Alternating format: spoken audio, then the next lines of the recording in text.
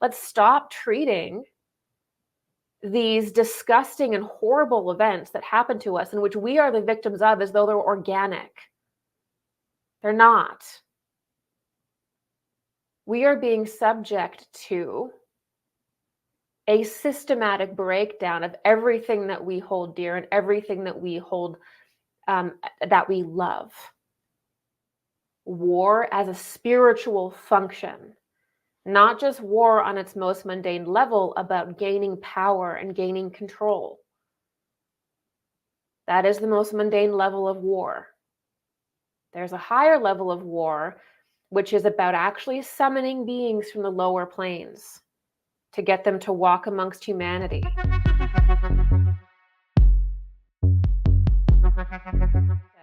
So I live in Israel and am wondering where you feel the direction of this war is going, including the potential repercussions of it on the longer term. I just saw in your Twitter the post about fermenting World War III, and it doesn't look very appetizing. Also, do you feel that all this was planned from the deep state? From what I know, the way it all has started, from the unseen holes in the fence to the unusually late response of the Israeli army, it seems shady.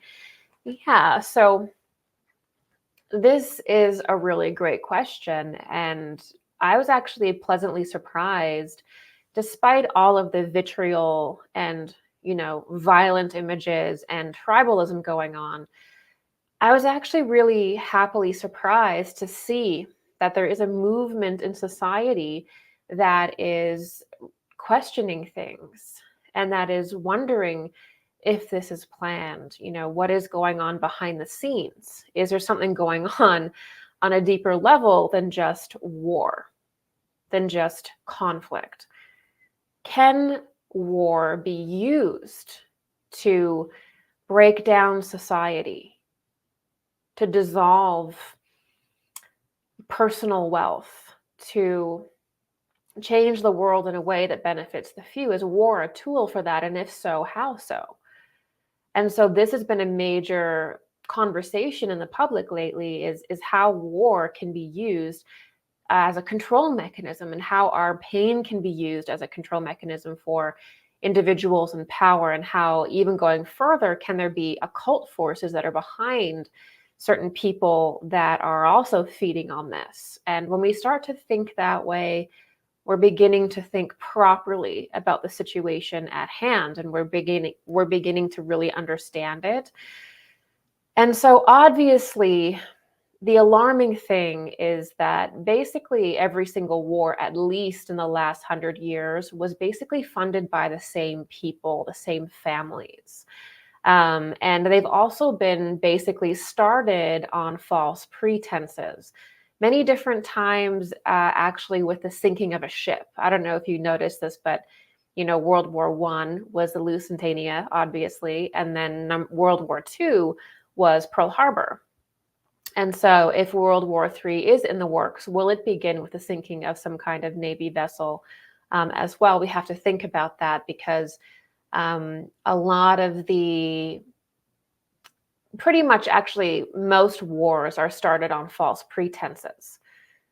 And there's various different reasons why certain powerful people in the world want wars. There's self-enrichment.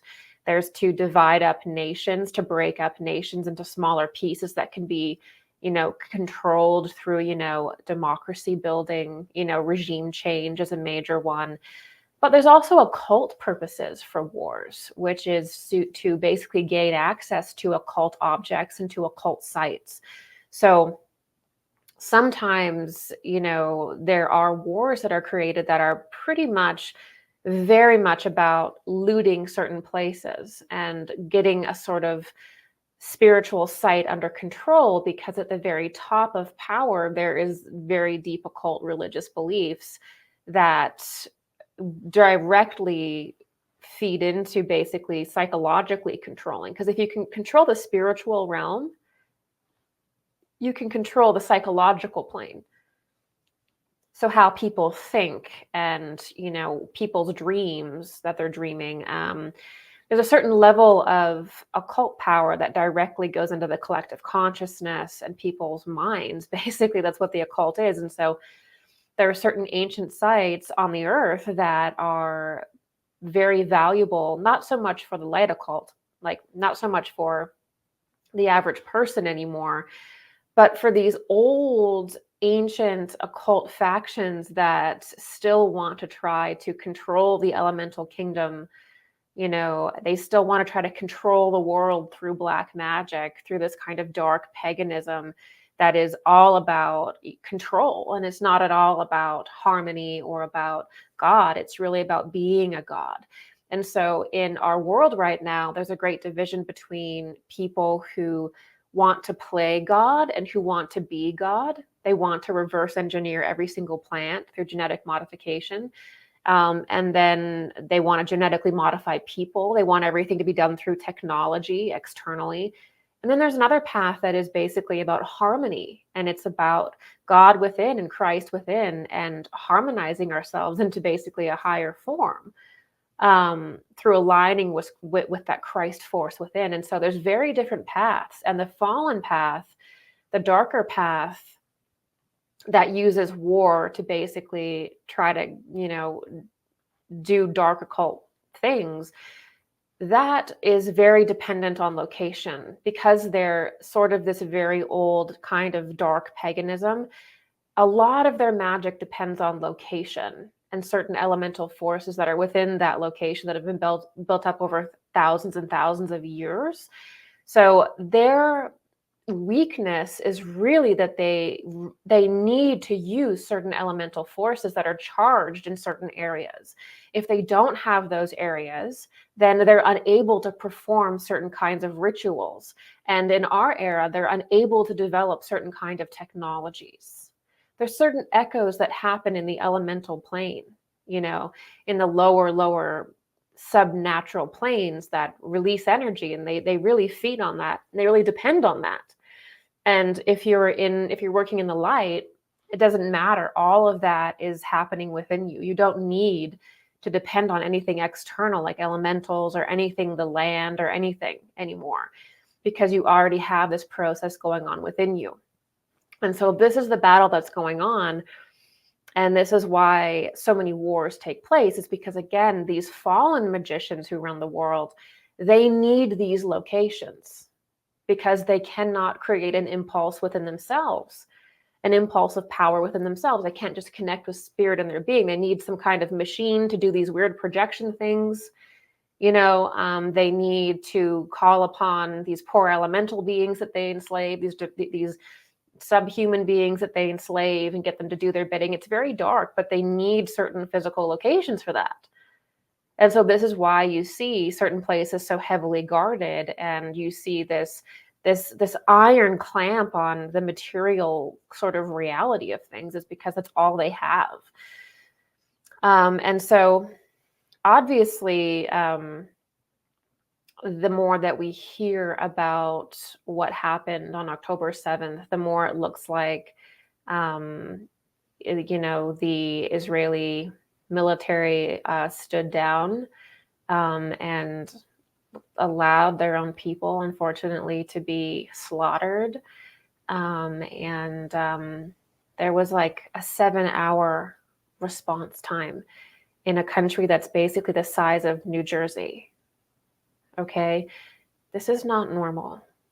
You cannot have the most advanced security system in existence that has automatic rifles in their watchtowers, all right, that has a security system so advanced that we probably wouldn't even be able to fathom it, and then have Hamas get through, which is quite rudimentary in comparison to the Israeli security forces. You can't have them break through into the border of Israel and then not have a response time for 5, 6, 7 hours. It doesn't make sense. And in my opinion, no presidential candidate, I don't care who you are. I don't care who you are. At some point, we have to begin to center ourselves around what is true. There were no presidential candidates in America that actually wanted to take a moment and say, wait a minute, before any side is supported, before anything goes on, we need to really understand this event. Why was there a stand down? Why was it 6 hours? I've heard some reasons, but I quite honestly don't believe them. And I honestly believe that it was allowed to happen so that we could enter into this intense period of conflict and death and destruction. Of course, a lot of this is happening right when the COVID medical tyranny saga begins to be exposed. A lot of things about Fauci have been exposed lately. A lot of things about COVID itself have been exposed in the last few months. And so there's this convenient switching of our energy being directed towards this ancestral wound that we have between Israel and Palestine.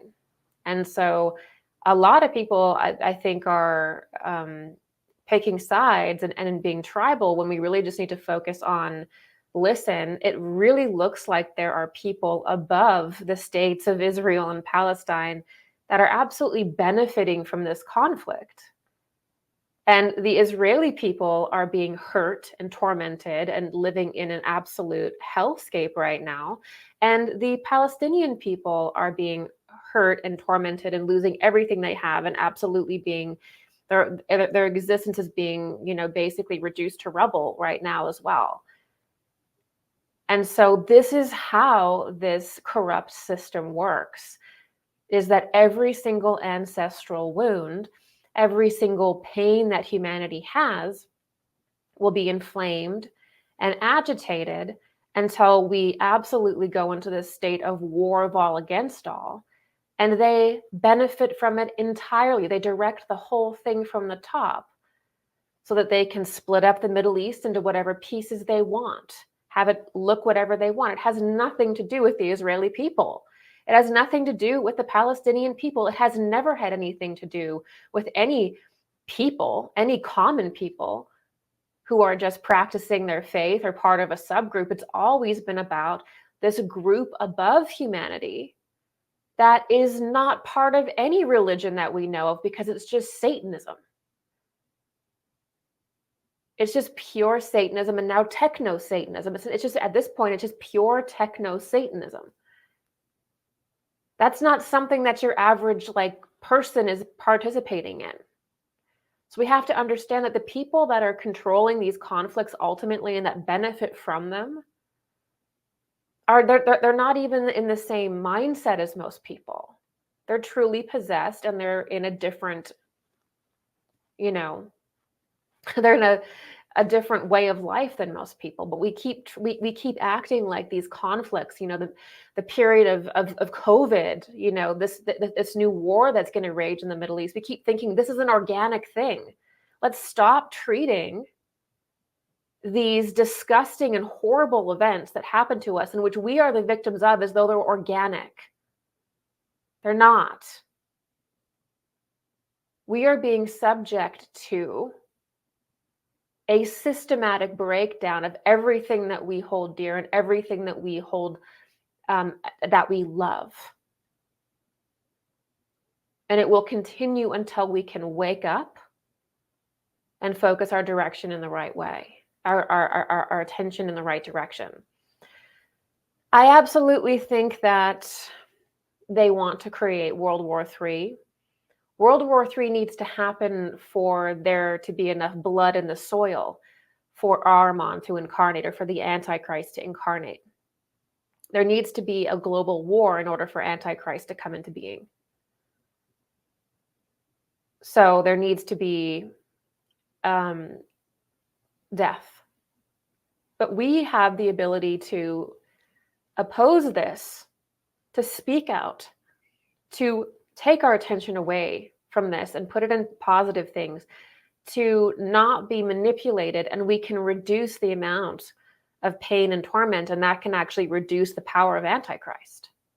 He will come, and we will see certain events that absolutely have to happen, but we can lessen their effect. Okay, that is the power we do have. Of course we have that power. So I do think that, I'm going to be honest, I do think that there is an intense desire to create World War III. I think that there's a high potential that we may see China also entering the war by 2024 or 2025. I think that's something that they want. They've planned it for a long time. I think that there's also a faction within the dark elite that view nuclear bombs not as a weapon, but they view it as an occult ritual. So this is the thing about nuclear particle accelerators, nuclear devices, anything that starts to rip into the subatomic plane or the subnatural plane. These are religious items for these people. It's not just a weapon. You're not looking at just a weapon that's functioning on a material level of control and intimidation. You're looking at a religious item. Okay, the atomic bomb is a religious item for these techno-Satanists. And so I think that the reason why we keep talking about it, even though we all know that there are so many types of attacks and there's certain technologies and weapons that could do what an atomic bomb could do without the fallout, or we've come so far. But I just want to draw people's attention to the reality that why people still talk about atomic weapons and that technology is because it is actually, in the occult sense, it tears a hole in the veil, okay? So if you're just doing like an EMP attack, all right, or you're doing other attacks that don't use this particular occult technology, they may paralyze a country, okay? But they're not going to tear a hole in the veil. So we have to understand war as an occult action. War as a spiritual function, not just war on its most mundane level about gaining power and gaining control. That is the most mundane level of war. There's a higher level of war, which is about actually summoning beings from the lower planes to get them to walk amongst humanity. These are demonic beings, right? That's part of war. Part of war is absolutely summoning and trying to get demonic entities to walk among humanity through blood, through death, through pain, through strife, and now through certain technologies that are weapons but have an occult effect. And so we're not coming around necessarily to see this yet. But the moment we start looking at the occult level of war, which is that certain land has ceremonial value and the elementals are tuned in a certain way, and there are portals in certain places. So the land is important to Black magicians. It's not as important to people in the light. It's not as important for people in the light. For people in the dark, it's everything.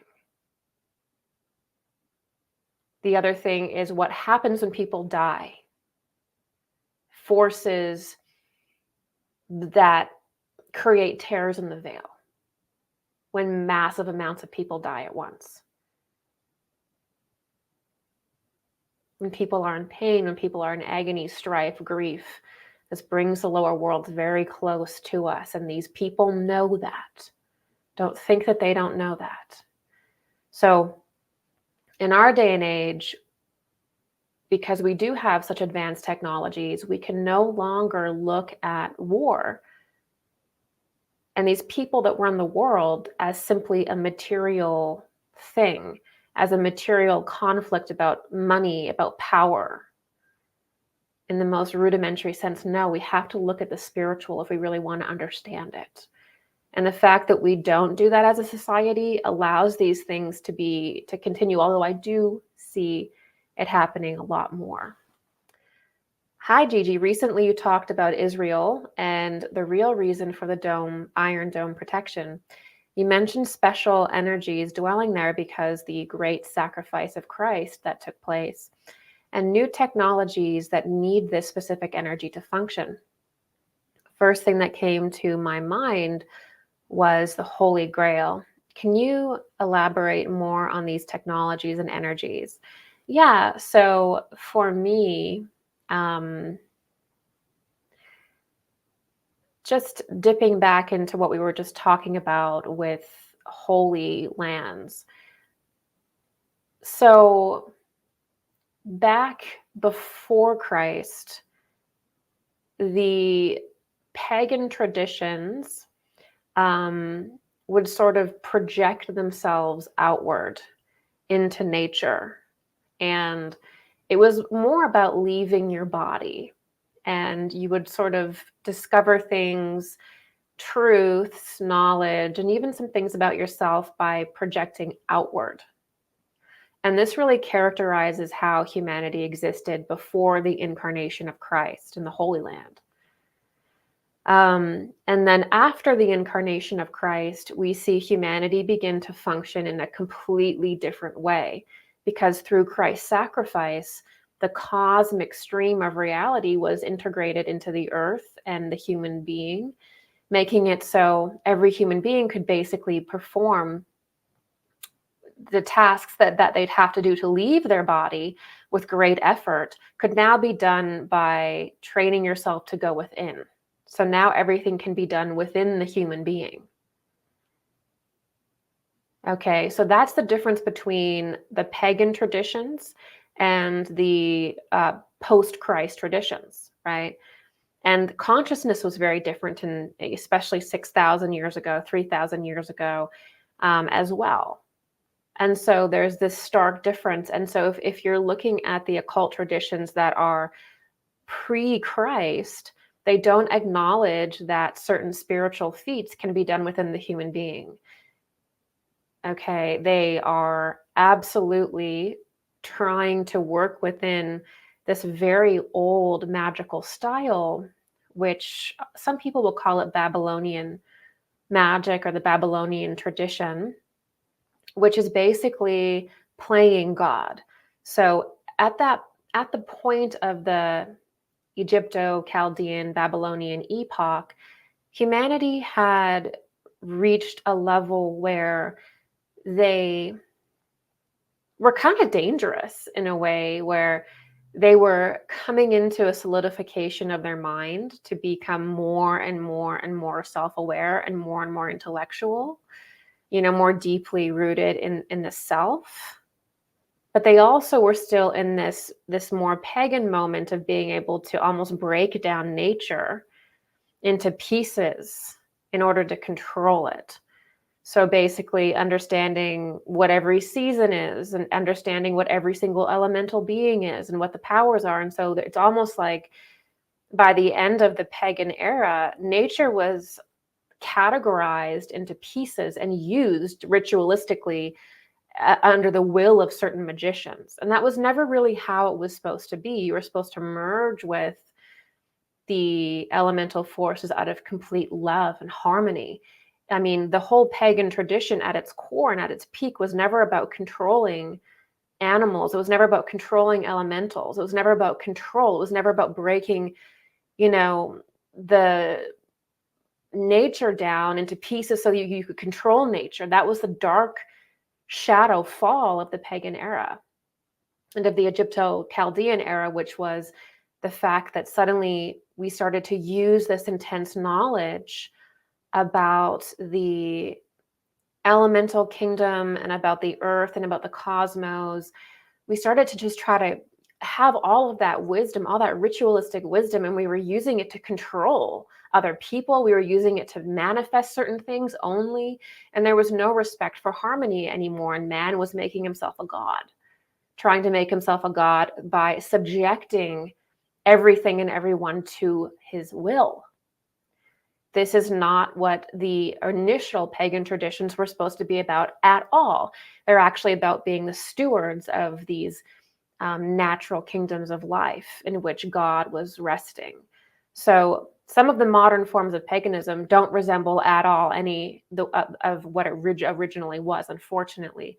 A lot of it is about what can I get, what can I manifest for myself, which is actually a vestige of this older time of high magic, really, in Babylon, that where people were finally preparing to have Christ enter them, which is the ultimate individuality experience, but they still had all this advanced knowledge about the world and magical forces and the stars and what every tree species means, and they have this like incredible ritual knowledge about the world.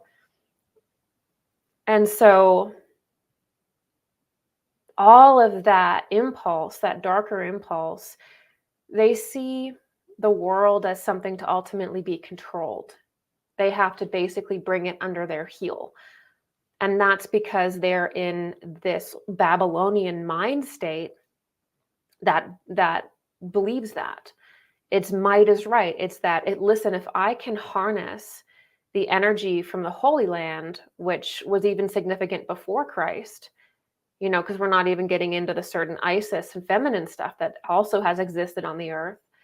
They're going to use the planet and certain spiritual forces to create events ritualistically, just like they've been doing for thousands of years. And the Holy Land is part of that, especially if there's an antichrist that is supposed to be formed, because it's occurred to me that if there is an antichrist, perhaps it would need to be built upon where Christ was, or something about it may need to be built upon where Christ was, right? We have to think about that. Some part of the Holy Land may need to be used in some respect to bring about Antichrist. It's something we need to consider.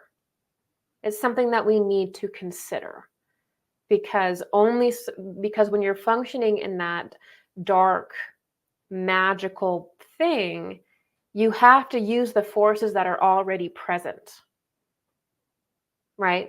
There's no knowledge of the Christ impulse, which means nothing new can be created. It's the Christ impulse that allows transformation, evolution, and something new to be catalyzed within you. That's what the Christ impulse does. But if that is not within you and you don't acknowledge that, then you are stuck using whatever forces exist on the world, and they're dwindling because the longer that Christ has affected the earth and humanity, the less and less power the old ways have. But they are limited to what already exists, what elemental forces exist, whatever spirits are under their control, whatever egregores they have currently. Whatever land has certain power, they have to use it because they can create nothing new.